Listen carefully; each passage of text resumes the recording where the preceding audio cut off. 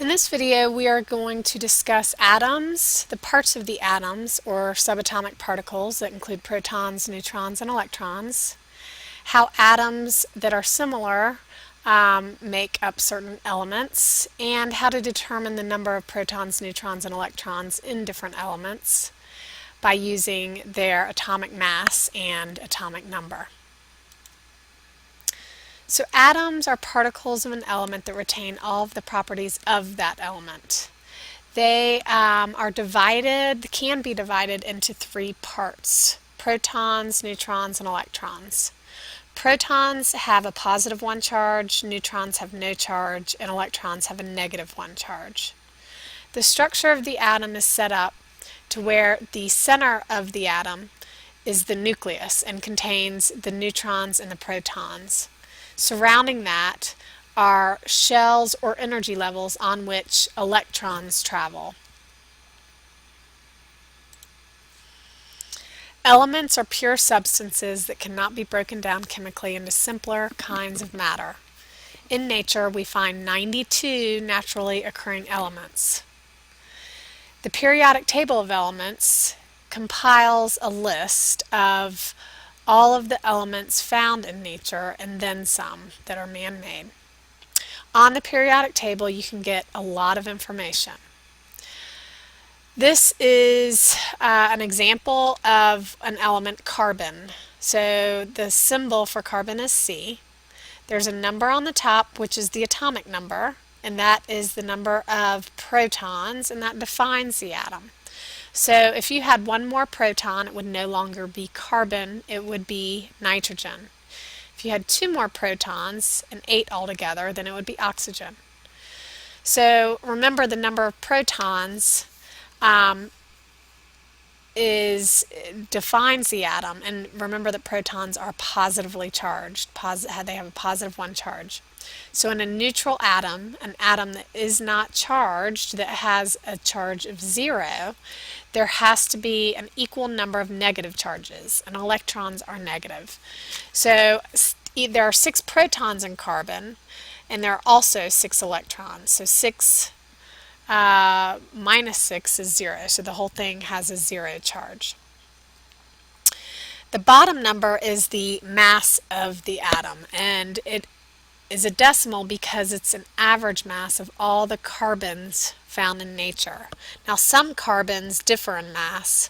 They might have a heavier mass than others. So if we took all the carbons in nature, we would find that the average mass is 12.011. Now remember, the atomic mass is composed of the protons and neutrons.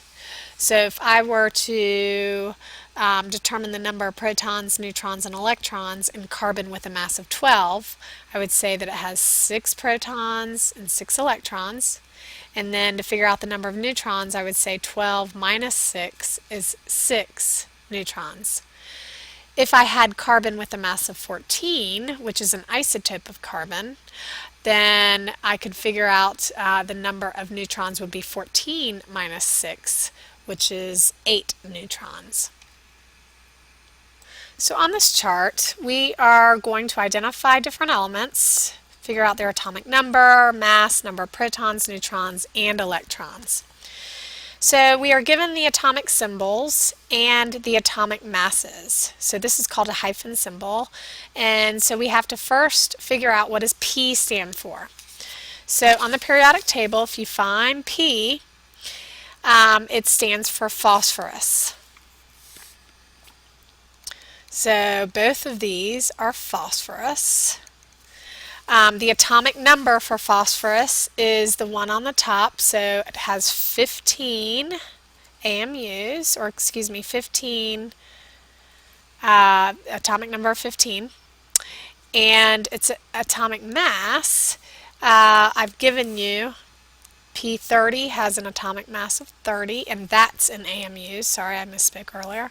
And then P31 has a mass of 31. The number of protons is equivalent to the atomic number.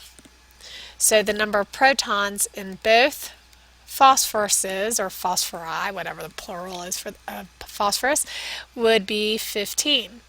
The number of neutrons, now remember the mass is the protons plus neutrons. So I have the protons plus neutrons. So to determine the number of neutrons, I'm just going to subtract the mass minus the number. So 30 minus 15 is 15 neutrons.